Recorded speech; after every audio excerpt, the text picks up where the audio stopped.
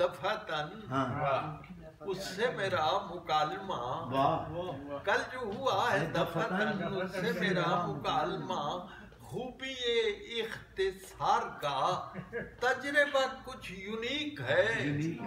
मैंने कहा कि जाने मन, उसने कहा कि क्या कहा?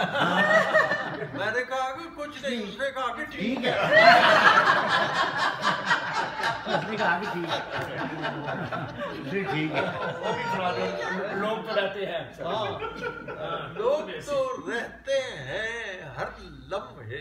एक मुअज़्ज़ज़ मर्द है, एक मुअज़्ज़ज़ खातून से बात कर रहा। अच्छा। लोग तो रहते हैं हर लम्हे टोह में ऐसी बातों की, प्यार मोहब्बत के हैं दुश्मन दिल के ऐसे काले हैं।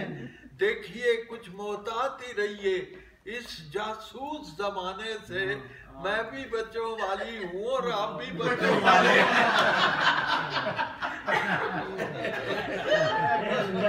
और हम तो भुगत रहे हैं उन्हीं का किया धरा। क्या किया धरा? हम तो भुगत रहे हैं उन्हीं का किया धरा।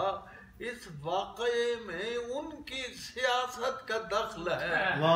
बच्चे के हाथ से जो दही गिर पड़ा है आज, इसमें तमाम पिछली हुकूमत का अच्छा।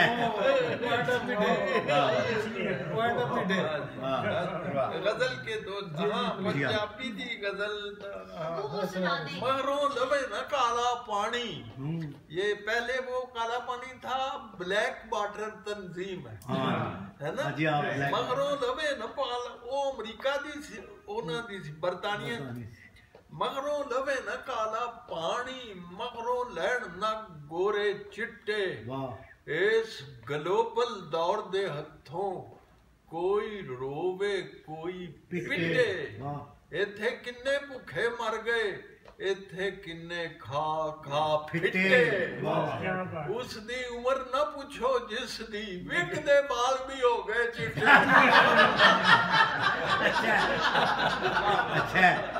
उस दी उम्र न पूछो जिस दी विक दे बाल भी हो गए चिट्टे।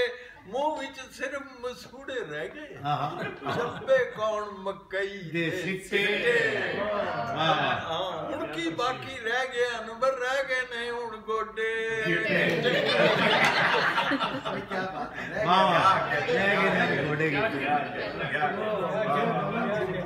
जो मैं कह रही हूँ वो सुना दें आप। गल किसे की जी बेटे, गल किसे की थी सुना दें। गल किसी की थी, गल किसी की थी। वो एक ये वो है ना, किसी ने पूछा, वो कहता सानू रब ने दो ही चीज़ां अनायत फरमाइयां ने, एक ते हाफिज़ है, दूजी याद नहीं आ रही। तो उस बेटे याद आ जाए सही।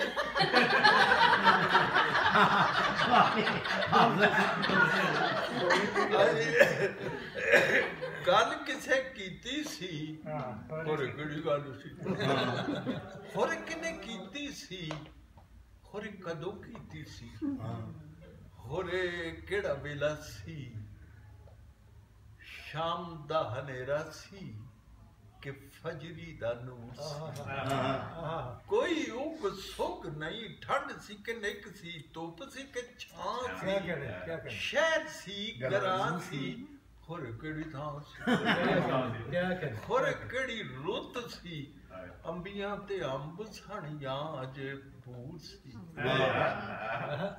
चेते दी पड़ोली दियां गुट्ठां पिया फरोलना, चेते दी पड़ोली दियां गुट्ठां पिया, वेले दियां लीरां वाला खेनू पिया खोलना।